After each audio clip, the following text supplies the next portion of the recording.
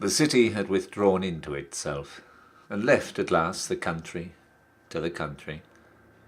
When, between whirls of snow not come to lie, and whirls of foliage not yet laid, there drove a stranger to our yard, who looked the city, yet did in country fashion, in that there he sat and waited till he drew us out a buttoning coat to ask him who he was.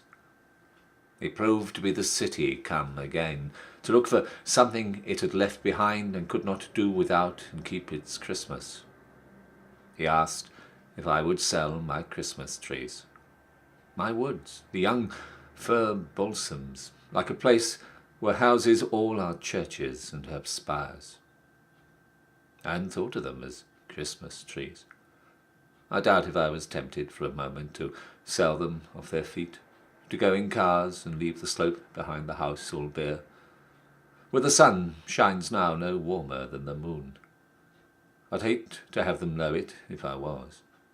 Yet more I'd hate to hold my trees, except as others hold theirs or refuse them, beyond the time of profitable growth, the trial by market everything must come to. I dallied so much with the thought of selling. Then, whether from mistaken courtesy and fear of seeming short of speech, or whether from hope of hearing good of what was mine, I said, "There aren't enough to be worth while. I could soon tell how many they would cut. You let me look 'em over." "You could look, but don't expect I'm going to let you have them. In pasture they spring in, some in clumps too close that lop each other of boughs, and but not a few quite solitary and having equal boughs all round and round. The latter he nodded yes to, or paused to say beneath some lovelier one with a buyer's moderation, "That would do." I thought so too, but wasn't there to say so. We climbed the pasture on the south, crossed over, and came down on the north. He said, 1,000. 1,000 Christmas trees. At what a piece? He felt some need of softening that to me.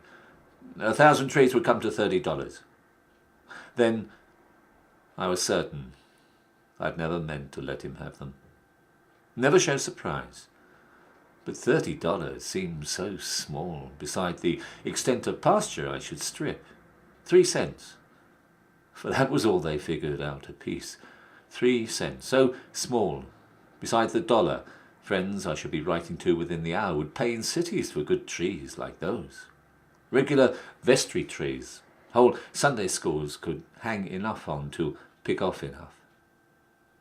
1,000 Christmas trees I didn't know I had.